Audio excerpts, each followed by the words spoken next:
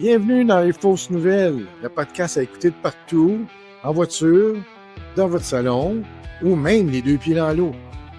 Ici, on va parler à 100% de la pêche à la mouche, avec passion, puis on ne fera pas que de lancer des lignes. On démêle les fausses croyances, on explore les astuces de pros les plus improbables et on reçoit des invités passionnés qui vont nous livrer leurs secrets sur les rivières du Québec. Chaque épisode, c'est l'occasion de rire, d'apprendre et de découvrir la pêche sous un autre angle, avec des anecdotes et des vrais conseils. Alors, vous êtes prêts à plonger avec nous dans cet univers insoupçonné de la pêche à la mouche? Allez, prenez votre canne et laissez-nous vous guider. Bienvenue à cet épisode des Fausses Nouvelles. Aujourd'hui, j'ai le plaisir d'avoir une invitée spéciale. C'est Maëlie Martin qui est avec moi. C'est une véritable ambassadrice de la pêche au saumon au Québec. En seulement 5 ans, Maëlie, elle a pêché plus de fois que moi dans ma vie entière. C'est incroyable. Et puis, écoute, je l'ai avec moi. Elle s'occupe beaucoup de la pêche durable. Elle travaille à la FQSA au niveau de la gestion du web. Et puis, elle va nous en parler. Elle va évidemment nous raconter un petit peu son parcours. C'est que bienvenue aux Fausses Nouvelles, Maëlie. Merci beaucoup. Écoute, si tu me parlais un petit peu de ton parcours, puis là, aujourd'hui, tu travailles pour aider le saumon, mais il y a eu un parcours qui a commencé il y a 5 ans. Ouais. Donc, tu as commencé par déménager. C'est que je ne sais pas c'était quoi ton point de départ. Es-tu parti de Québec? Es-tu parti de Montréal? Je suis partie de la Montérégie. J'étais dans une année entre deux là, chez mes parents. Fait que j'ai étudié au Saguenay. Je me suis promenée pas mal, là. J'ai habité dans bien des régions, mais j'étais chez mes parents avant de déménager en Gaspésie dans les débuts de la COVID, à Carleton-sur-Mer plus précisément. C'était un drôle de timing parce que c'était pas à cause de la COVID que j'étais partie. C'était vraiment, ça a juste à donner que je suis arrivée je pense le 13 mars 2020. On se rappelle de ces dates pour des mauvaises raisons. Oui. Fait que c'est ça, je partais de la Montérégie avant de déménager en Gaspésie à Carleton-sur-Mer. Puis pourquoi la Gaspésie? Qu'est-ce qui t'attirait là? En fait, j'avais été visiter un ami là l'hiver d'avant, au mois de janvier. Puis j'avais adoré la place. Puis je me suis dit, si au mois de janvier, je trippe autant que ça va être quoi l'été prochain, tu sais? Puis je savais que j'allais comme avoir le fear of missing out si j'y allais pas. Tu sais, la peur d'avoir passé à côté de quelque chose.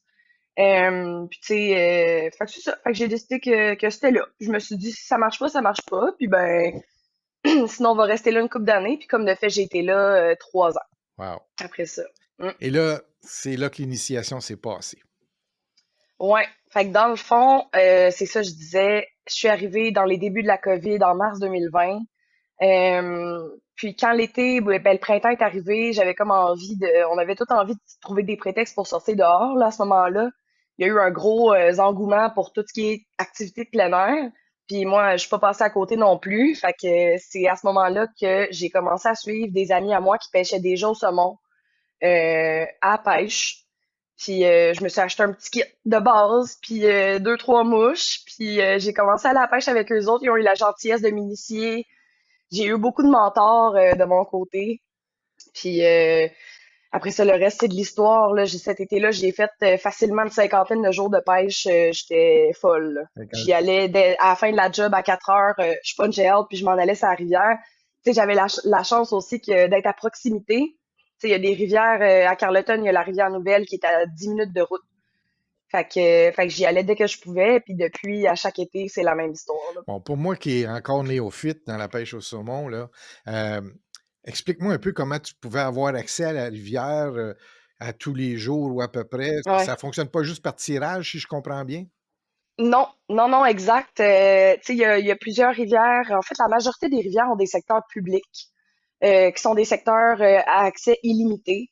Tu peux y aller comme bon te semble. Tu sais, je peux acheter mon droit d'accès, parce qu'il faut acheter un droit d'accès Oui, pour y aller, qui est comme un billet, dans le fond, oui. là. Puis à partir de ce moment-là, tu as accès à au secteur public, dans le fond. Sur certaines rivières, il y a plusieurs secteurs, comme je prends par exemple la petite Cascapédia, tu as le A et C qui sont publics, tu as le B qui est contingenté. Tu sais, c'est ça. Les rivières sont toutes divisées par secteur. Il y en a qui sont contingentés par tirage, il y en a qui sont publics, puis c'est libre accès. Et puis Mm. là, évidemment, dans les accès publics, euh, c'est pas le moment de la fausse croyance, mais moi, j'en ai déjà une.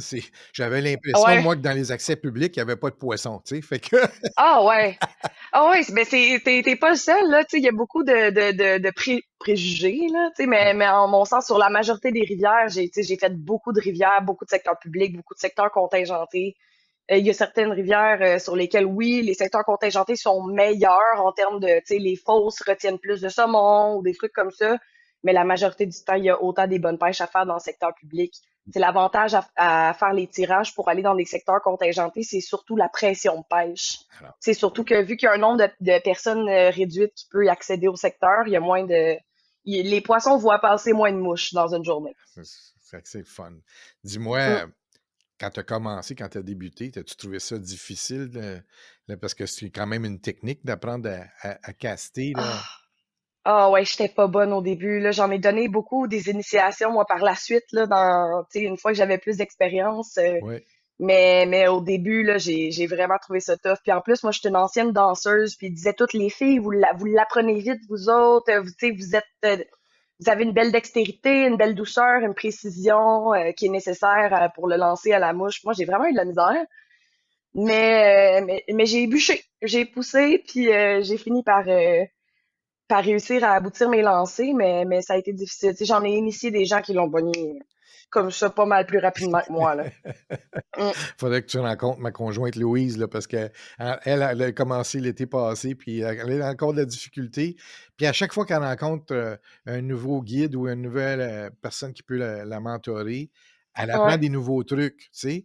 Ah Puis oui. c'est ça que je lui dis, tu vois, c'est tous ces trucs-là ensemble qui vont faire qu'à un moment donné, tu vas avoir le déclic, puis tu vas dire, OK, got it, tu sais.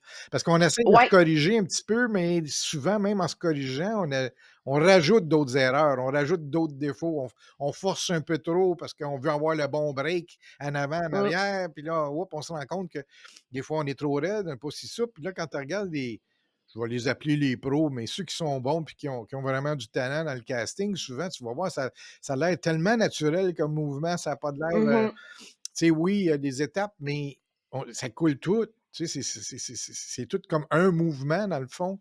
Euh, Ouais. alors, Mais tu sais, c'est comme je disais tantôt, j'ai eu plusieurs mentors, tu sais, fait que j'ai eu plusieurs exemples de techniques de lancer parce que tu sais, tout le monde a sa petite twist, tout le monde a sa petite manière, son style de lancer ouais. qui diffère un peu les uns des autres. Fait que t'en prends de ce qui fonctionne pour toi, puis finalement, au final, ton propre style se développe. Puis évidemment, tu sais, quand t'as les bases techniques en plus, tu peux te permettre d'y donner ta petite twist, là, tu sais. Hey, je me permets Mais de te poser une question parce que vas-y. est-ce qu'il y a vraiment une différence entre apprendre entre femmes ou apprendre d'hommes? Tu sais, parce qu'il y a bon, maintenant, il y a de plus en plus, là, c'est quand même assez Ouais. populaire. Puis Louise elle-même a fait un cours avec des femmes pour apprendre à caster. Est-ce que les femmes ont avantage à apprendre par d'autres femmes ou c'est Ben, juste une préférence au niveau de se retrouver entre filles? Parce que y a-t-il une différence dans le cast, autrement dit, tu sais? tu sais, moi, j'ai appris auprès majoritairement, en fait, uniquement d'hommes, là. Ma première année, j'ai uniquement pêché avec je dis des hommes, mais des gars de mon âge, là, Ouais, tu sais, mais, fait que c'est sûr que j'ai ce côté-là de la médaille, mais en même temps, j'ai assisté à plusieurs événements, soit comme photographe, parce que je suis aussi photographe, oui.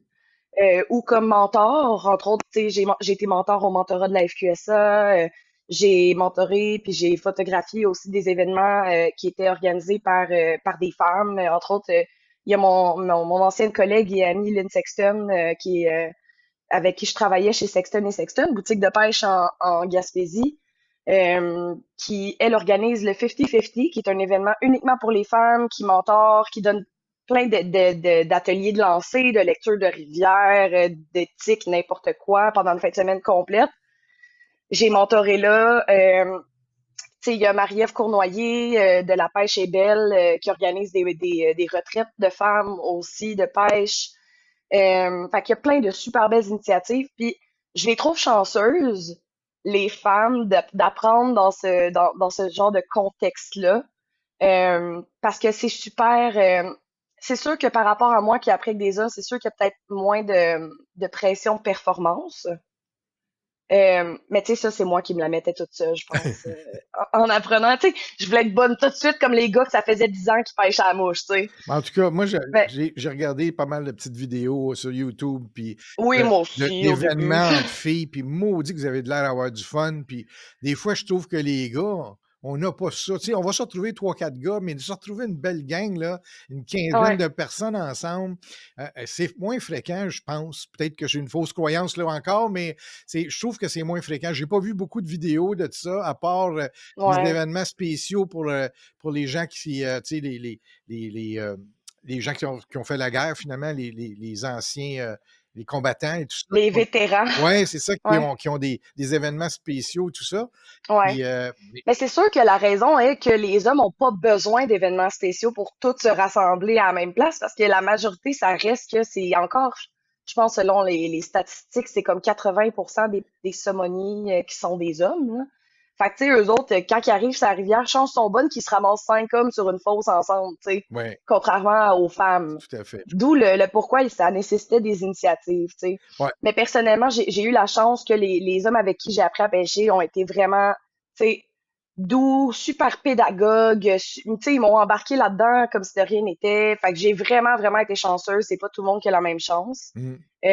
Mais l'ambiance dans des événements pour femmes, c'est sûr que c'est vraiment différent, là. Écoute, moi, je trouve ça extraordinaire qu'il y ait de plus en plus de femmes qui pêchent, puis je trouve que c'est un beau mouvement, puis ça l'amène justement peut-être un autre aspect à ce sport-là. En tout cas, moi, je me souviens quand j'étais plus jeune, la remise à l'eau, il n'y en avait pas tant que ça. Tu sais, dans quelques vidéos, j'en voyais de temps en temps, mais c'était pas fréquent comme ça l'est aujourd'hui. Évidemment, la situation a énormément changé. D'ailleurs, c'est le sujet dans lequel on va parler bientôt. On veut que ça dure Mm. pour les futures générations et on fait face à pas mal de défis. Fait que, mais c'est vrai qu'aujourd'hui, euh, le sport a changé. On a vraiment du plaisir juste à regarder la rivière. Puis au saumon, je pense que, tu sais, on apprend des belles leçons parce que c'est pas parce que tu as eu une touche que tu vas réussir à le sortir, ton saumon, premièrement. Puis il y a des journées où, évidemment, tu n'auras jamais de touche, puis tu fais juste profiter du décor qui est splendide. On a tellement des belles rivières au Québec. Fait Mhm. que toi, là, Absolument. tu as fait combien de rivières à peu près? Tu as pêché combien de rivières au Québec? Je les ai pas comptés, j'ai pas exploré la Côte-Nord, ni le Saguenay, ni Charlevoix encore. Fait que je suis vraiment restée du bord-ci du fleuve. Je suis à Rimouski actuellement, là, c'est Oui, pour ça OK. que je parle de bord de fleuve. Oui. Mais tu sais, j'ai facilement je veux pas overkill, là, mais peut-être une quinzaine de rivières Wow, au moins. wow. Mais tu sais, ça fait juste 5 ans que je pêche. C'est sûr, j'ai la chance d'avoir un copain qui pêche aussi. Fait que, mettons qu'on se promène, puis lui, il pêchait avant moi. Fait qu'il m'a fait découvrir des rivières que j'aurais peut-être pas été explorer si j'avais été toute seule au départ. Fait que j'ai vraiment eu cette chance-là de me faire trimballer. Ben, Mais oui, j'ai pêché plusieurs rivières. c'est justement pour rentrer dans le vif du sujet, Ouais. hem, bon, quand tu as commencé il y a 5 ans, là, puis, aujourd'hui, est-ce que tu vois déjà, des grands changements sur nos rivières? Puis, est-ce que bon, je sais que maintenant, étant donné que tu travailles à la fédération, Mhm, hem, et c'est sûr que là, tu as appris, tu as été sensibilisé davantage encore, à la ouais. pêche au saumon, puis à la protection de nos rivières, puis surtout, Mhm. aux défis qu'on a avec les montaisons qui sont à la baisse. Mais, hem, est-ce que toi-même, là, est-ce que tu as vu des changements dans nos rivières en 5 ans? Ben, c'est sûr que 5 ans, c'est assez C'est peu, court, tu ouais. sais, puis c'est reconnu, ben, tu sais, c'est la nature, c'est très cyclique. Fait que 5 ans, ce n'est qu'un court cycle pour voir un tour de roue puis voir des tendances, mettons. Ouais. C'est sûr que en termes moi, j'ai commencé à pêcher au saumon en 2020, alors que plusieurs personnes ont aussi commencé à pêcher au saumon à ce moment-là, dû à la COVID, des nouveaux loisirs, etc. Fait que je suis comme rentrée dans un début de changement Mmh. où est-ce qu'il y avait beaucoup plus de jeunes, beaucoup plus de femmes sur la rivière aussi. Euh, Fait que c'est sûr que je continue. Tu sais, il y a une tendance à la hausse encore là, de plus en plus de jeunes, de plus en plus de femmes, qui est super le fun sur les rivières à saumon. Ça, je l'ai constaté là, dans les 5 années. Tu sais, de ma première à ma 5e année, il y a plus de jeunes, plus de femmes. Ça, c'est le fun. En termes de conditions, bon, c'est sûr qu'on a connu les montaisons qu'on a connues cette année. C'est j'avais pas connu d'années comme ça jusqu'à date, mais tu sais, en même temps, j'ai pas connu non plus les années 90 C'est pas la où première tu sais, fois. il y a pas un aussi gros clash, mettons, que si j'avais commencé à pêcher il y a 30 ans, puis que j'avais connu les rivières bondées de saumon, puis que là, j'avais vécu une année comme j'ai vécu, comme on a tous vécu l'été dernier, avec des montaisons de 20 à 80% plus basses sur toutes les rivières au Québec, là, sauf le Grand Nord que eux, ils s'en sauvent. Mais selon, Grand Nord, ça va bien.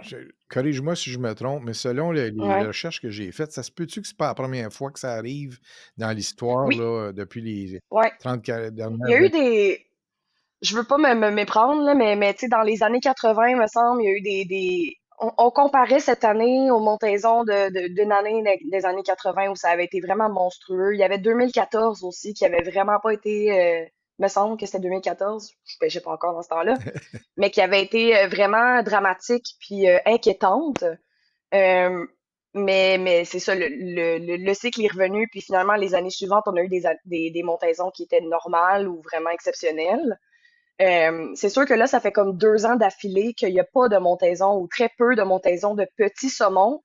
Puis généralement, c'est que dans la recherche, ils se fient à la montaison des petits saumons une année pour prédire les montaisons de grands saumons l'année suivante. Ils ont remarqué une corrélation assez évidente là, entre la quantité de petits saumons une année puis la quantité de grands saumons l'année d'après. Puis là, ça fait 2 ans qu'on n'a vraiment pas beaucoup de petits saumons dans les rivières. Fait que là, ça s'annonce encore pour que l'année prochaine, Ça soit pas, ouais, la je suis pêche je suis pas miraculeuse. scientifique, Non. mais selon les tendances, c'est ça qui s'annonce. Fait que, ouais, Mais, je me rappelle plus où je m'en allais avec ça. ben, sur notre podcast, on va en avoir des scientifiques d'ailleurs, hein, alors donc, Oui, c'est sûr qu'on va avoir de mes collègues, entre oui, autres. tout à fait, tout à fait. Mais là, qui dit popularité, là, tu sais, malgré la baisse de la montaison du saumon, c'est populaire, on voit, là. Ouais. Qui dit popularité dit aussi éducation. Donc, ça se peut dire que Ah oui, hein, faut éduquer davantage. Puis je pense que tu en as fait un peu ton cheval de. tellement. Ouais, alors si tu me parlais un petit peu de ce qu'on doit faire pour justement là, aider peut-être euh, nos rivières et aider les saumons, parce que là, Mhm, j'imagine qu'il y a plus de monde, donc évidemment, les gens ont peut-être tendance à ne pas faire les bonnes choses ou à prendre pour mm. acquis qu'il y a une seule C'est façon de pas si faire les choses. compliqué que ça, là. Ouais, c'est ça. Fait que, qu'est-ce que tu as pu voir, puis qu'est-ce que tu vois comme problématique là, en ce moment? Ben, c'est sûr qu'en termes d'actions concrètes que nous, on peut poser là, dans le présent, là, qui est directe, l'action la moins bien effectuée, puis celle qu'on peut le plus facilement corriger, en mon sens, pour conserver, pour contribuer à la conservation du saumon, c'est la remise à l'eau, Ouais. sans équivoque. Hum. Tu sais, on peut parler des changements climatiques, on peut parler des enjeux en mer, on peut parler de tout ce qu'on peut faire autour pour que les populations de saumon se portent bien, mais dans le concret, là, qu'est-ce que moi, Maëlie Martin, je peux faire en allant pêcher saumon pour faire ma part le plus directement possible, c'est d'effectuer des bonnes remises à l'eau. OK. Puis en phase sur le bonne, parce que il y a beaucoup de puis pour avoir vu beaucoup de lacunes en ce sens-là sur les rivières, là, ça m'a comme choqué à quel point comme il y a une grande majorité des gens qui effectuent mal leur remise à l'eau, puis c'est tellement un enjeu.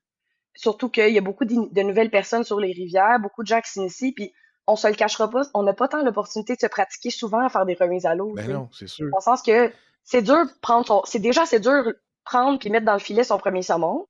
Puis, tu sais, avoir ça prend plusieurs saumons lendés dans le filet et remis à l'eau pour avoir cette pratique-là, tu sais. Fait que, Ben explique-moi, il y c'est a- quoi le problème avec nos remises à l'eau? Qu'est-ce qu'on fait de pas correct? Puis pourquoi c'est néfaste? ben, tu sais, une bonne remise à l'eau, il y a plusieurs aspects à sa bonne, comment dire, À son des succès. conclusions, mais à son succès. Ouais. C'est ça, il y a plusieurs aspects, tu sais. Entre autres, tu sais, il y a l'équipement utilisé, un bon filet à saumon assez profond, parce qu'un saumon, ça peut être gros. Ça se débat une fois que c'est dans le filet. Si t'as pas un filet assez profond, tu vas vouloir le garder hors de l'eau pour pas qu'il s'en aille, tu sais. Hmm. Fait que alors que c'est un filet assez profond, tu peux lever assez ton filet hors de l'eau, puis le saumon a encore la tête dans l'eau. Fait que il y a ça, premièrement. Hmm. Des filets à petite maille, fait que des petits trous, plutôt que, mettons, des filets à grosse maille comme ça, en plastique, avec des nœuds, ça, Ouais. c'est pas bon, ça magane leur peau.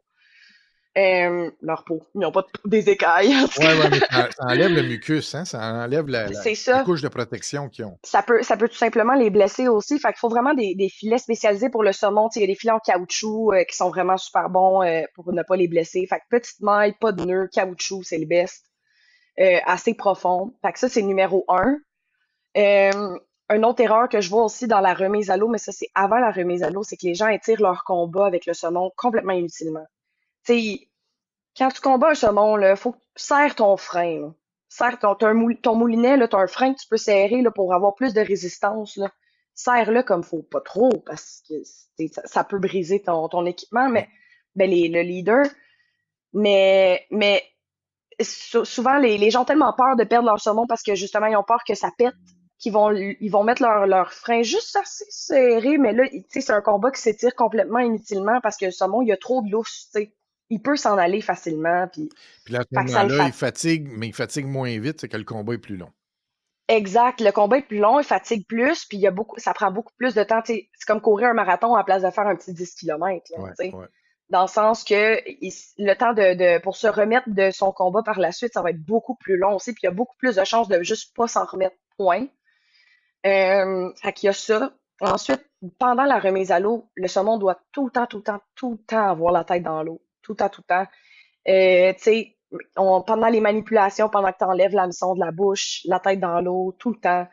Euh, Moi, même quand on se prépare à prendre des photos, j'ai vu des vidéos, les gens ont l'habitude de le prendre par la queue, puis se par placer la la queue. main, mais la tête est encore dans l'eau, puis ils attendent juste Ouais, vraiment la dernière seconde là, pour ouais. sortir la tête de l'eau.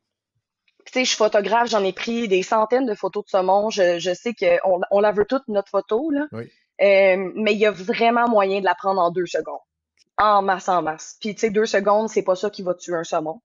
Mais, tu sais, c'est sûr que si on s'étire, puis que, ah, t'as pas la shot, attends un peu, change d'angle, whoop, un peu plus bas, un peu plus haut, tu sais, plus il y a de temps de l'eau, plus il y a de chances qu'il passe pas au travers, dans le fond. OK. Tu sais, il y a d'autres erreurs que j'ai vues par le passé, que des gens qui pompent leur saumon de même dans l'eau pour le remettre à l'eau. OK.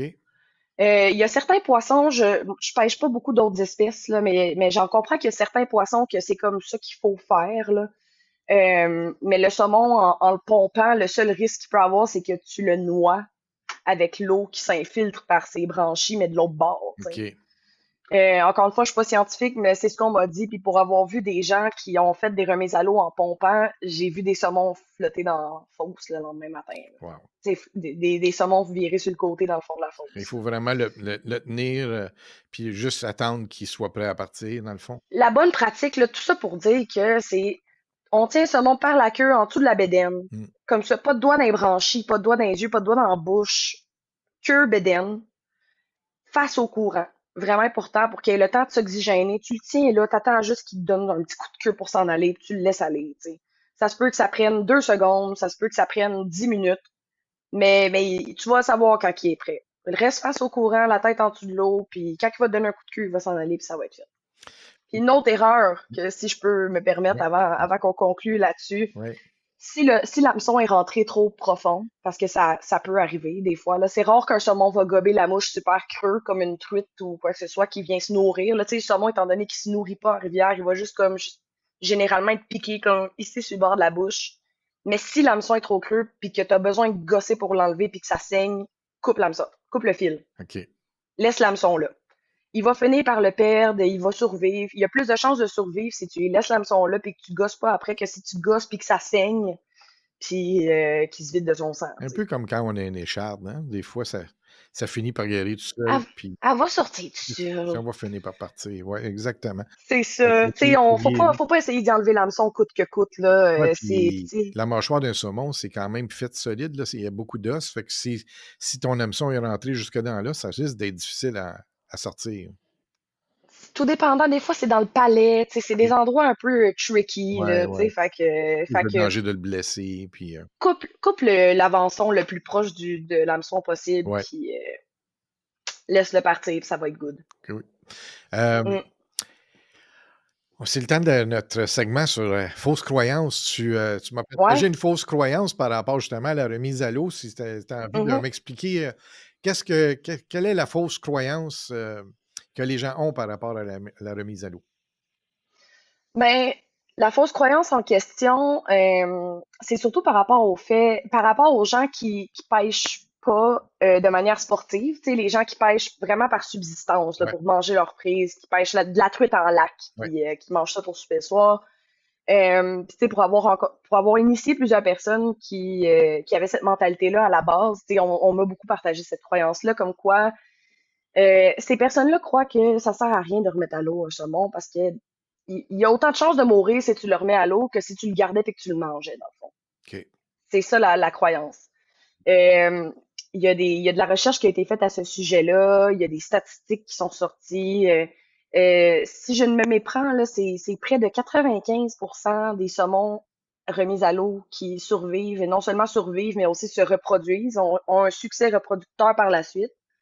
Euh, Fait que, tu sais, faut pas dramatiser, là. Oui, il y a un 5% qui est de l'autre côté, mais avec une remise à l'eau bien effectuée, d'où l'importance de bien effectuer ces remises à l'eau, il y a 95% ou quelque chose du genre de taux de survie Wow. et de reproduction. C'est quand même un gros pourcentage, là. C'est magnifique. On démantèle Et aujourd'hui, là. dans la situation actuelle, c'est vraiment, vraiment important de s'assurer que ceux qu'on remet à l'eau, vont rester en vie puis vont être en bonne santé pour être capables de se reproduire aussi. Ouais. Mmh. C'est ben là, on pourrait parler de de la situation actuelle en termes de conditions de pêche aussi, là, tu sais, étant donné que l'été passé, ça a été vraiment chaud, sec, pas de pluie, les rivières ont été basses, certaines rivières ont été vraiment chaudes. Ouais. À ce moment-là, c'est plate, mais il faut s'abstenir de pêcher, point. Et c'était Tu sais. comme ça, même pour les rivières à truites. Je suis allé partout, en tout cas, pas partout, mais disons toute la Nouvelle-Angleterre, dans le Maine, dans le Vermont, toutes les rivières, le Québec, les rivières étaient vraiment, vraiment basses. C'était Ouais.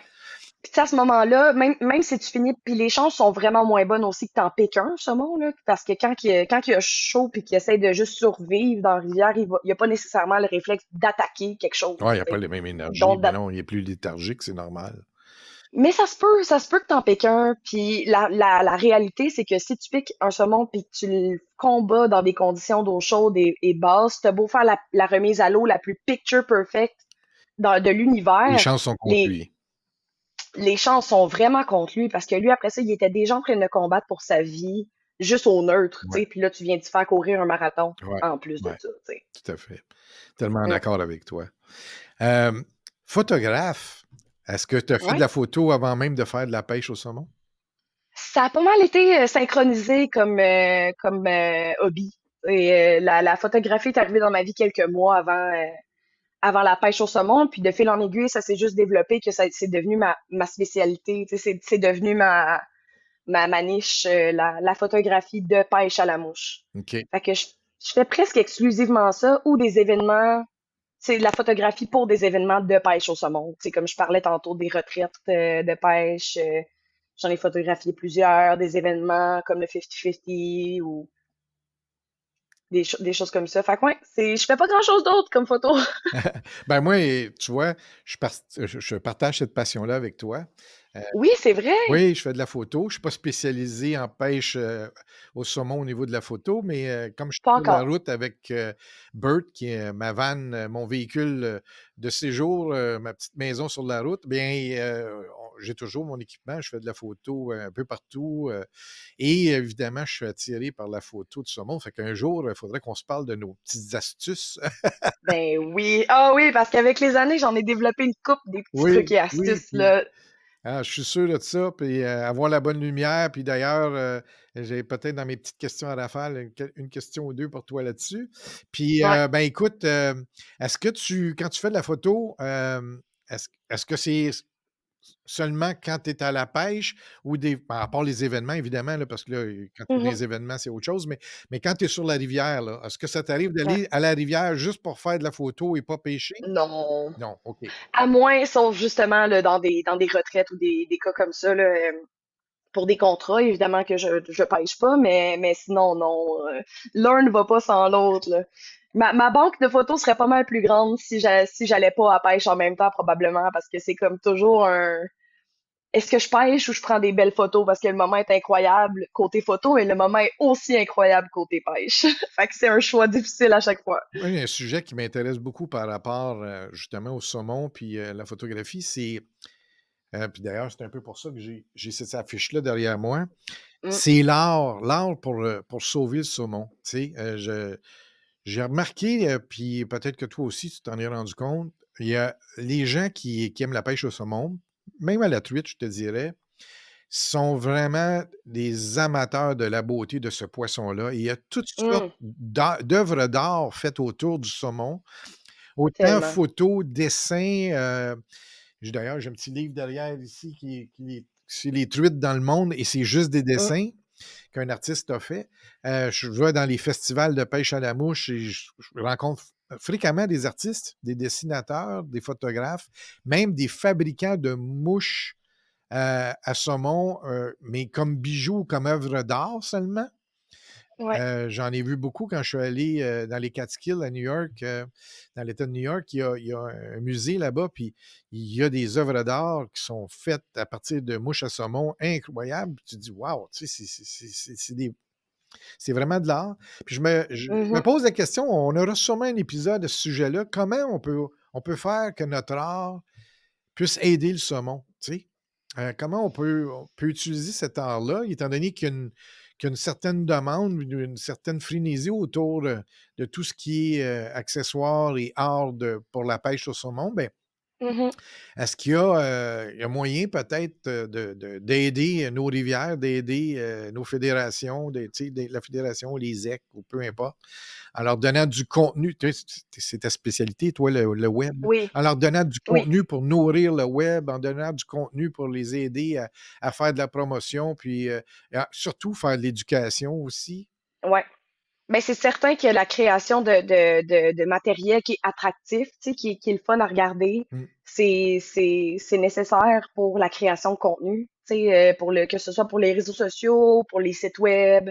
Fait que c'est sûr que d'une manière indirecte, ça contribue de manière, c'est tout de manière indirecte, là, mais ça contribue à la Ben, à la cause, conservation, la mise en valeur oui, puis à de la cause. l'espèce, Ben tu oui, sais. à la cause, tout à fait, à la cause du saumon. Puis tu sais, j'ai en mon sens l'idée que on protège ce qu'on aime, d'où le pourquoi les pêcheurs de saumon, c'est les meilleurs, j'ai le mot en anglais advocate, c'est Oui, les meilleurs porte-parole oui, pour le saumon, euh, parce qu'on aime profondément ce poisson-là, tu sais. tout à fait. Euh, puis tu sais, sans juste de propager des images attractives puis inspirantes de saumon, ça met dans l'inconscient collectif une belle, tu sais, je sais pas, une image importante, je trouve. Je trouve que ça le met en valeur, ça le met sur un piédestal qui donne envie de le protéger.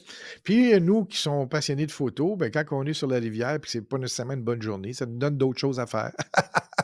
On peut prendre des belles Ouais, photos de rivière, on peut prendre des beaux couchers de soleil ou le lever de soleil. tellement, Ça fait des belles tellement. photos.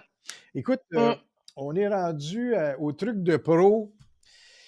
Quels sont les trucs que tu aurais envie de partager? Peut-être que, bon, je me souviens dans tes notes, là, j'avais lu que tu parles, entre autres, d'utiliser le bon lancer, correctement la catapulte.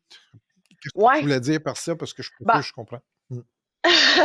c'est sûr que en termes de technique, là, uniquement de lancer, là, parce qu'on s'entend, le premier enjeu quand tu commences à pêcher à la mouche, c'est le lancer. Oui, C'est ça qui est difficile, là. Au début, tu penses pas tant à prendre du poisson que ça, là. non. Tu On va penses prendre du bon à lancer, oui. 11 heures, 1 heure, 11 heures, 1 heure, tu sais.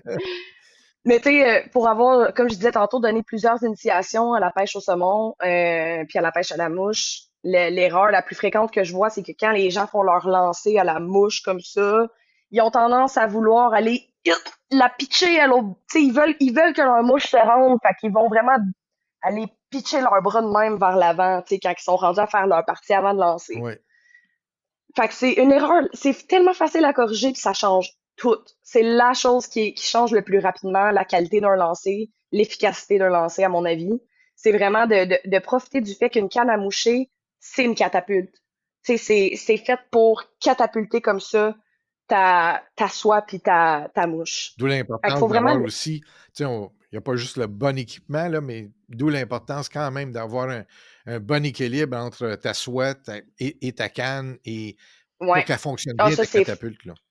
c'est fondamental, c'est fondamental. C'est sûr que là, quand on est dans les débuts, puis quand on commence à pêcher, puis qu'on connaît pas ça, puis qu'on sait même pas c'est quoi qui file Oui, correct, tu sais, oui, dans nos lancers, oui, on sait pas c'est quoi une bonne soie, on sait pas c'est quoi une soie qui fit bien avec notre canne, là. c'est ça. On essaye juste de sortir de la soie de notre canne en question, Oui, tu sais. oui, puis Mais, ouais, fait que c'est sûr qu'il y a tout un ensemble de, voyons, de choses qui rentrent en bout de ligne là, ouais. pour qu'un lancer soit performant.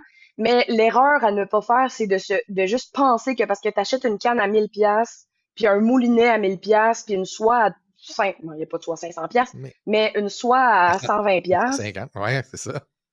tu sais, c'est ça qui va faire que tu vas bien lancer. Oui, ça peut contribuer à, mais surtout la soie. Si tu avais à investir dans quelque chose pour t'aider à faire des bons lancers, ce serait une bonne soie, plus qu'une bonne canne, plus qu'un bon moulinet. J'ai pêché pendant des années et je pêche encore ma canne à 200 pièces que j'ai eu au début quand j'ai commencé à pêcher, puis je l'ai encore autant qu'avant, tu sais. Oui, parce que soit de mauvaise qualité, ça glisse moins bien. C'est ça qu'il faut dire, c'est que Ouais, évidemment, si ça frotte tout au long de la sortie du reel, puis au long de la canne, bien évidemment, tu n'auras pas la même distance. Puis la fabrication aussi de la soie comme telle, hein, la tête de la soie, puis de la ben façon c'est ça. C'est qu'il y a des soies qui sont faites, tu sais, chaque soie a comme une partie qui est la tête, qui est vraiment le poids qui est à l'avant de la soie pour aller vraiment porter le poids de la mouche dans l'eau. Puis, mais tu sais, il y a des soies qui ont moins des grosses têtes, donc des soies qui sont moins lourdes, fait que ça garoche moins, c'est moins facile à lancer pour des gens qui sont plus débutants.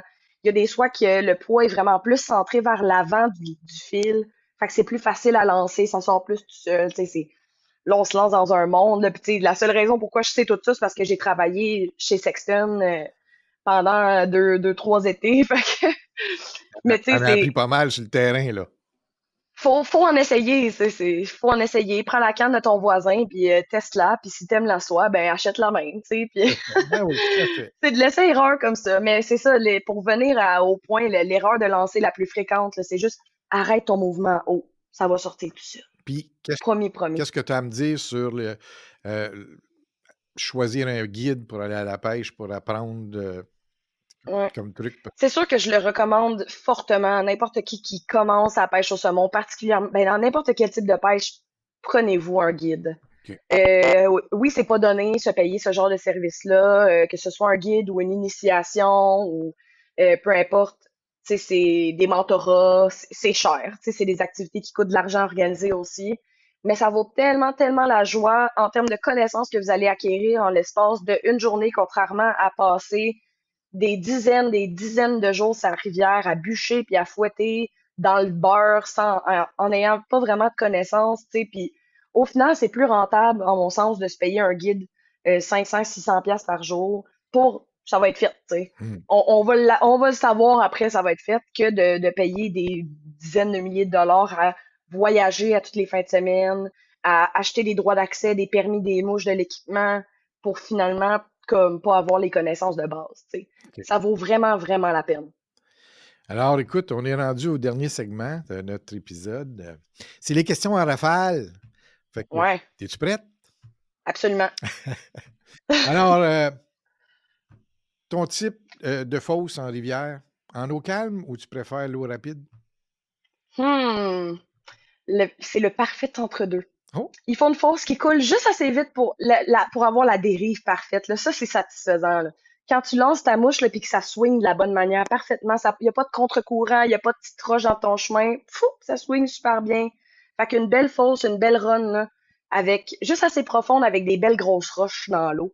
Parce que tu sais qu'il y a des saumons qui vont se cacher en arrière de là, là. Mhm. Ouf! Ça, j'adore ça. Moment idéal pour pêcher, mais j'ai envie de te dire moment idéal pour prendre des photos aussi. Aimes-tu mieux le Matin, matin ou lever du golden soleil. hour en fin de journée? Ah, matin. 1000 fois. 1000 fois. Golden Hour, c'est souvent orange. Tu sais, moi j'aime bien ça, les premières lueurs du jour, le Blue Hour, là. Oui, oui, Ah, ça, j'adore ça. Puis la brume sur la rivière, puis juste l'ambiance que tout est possible, tu sais. oui. Ça fait des photos incroyables.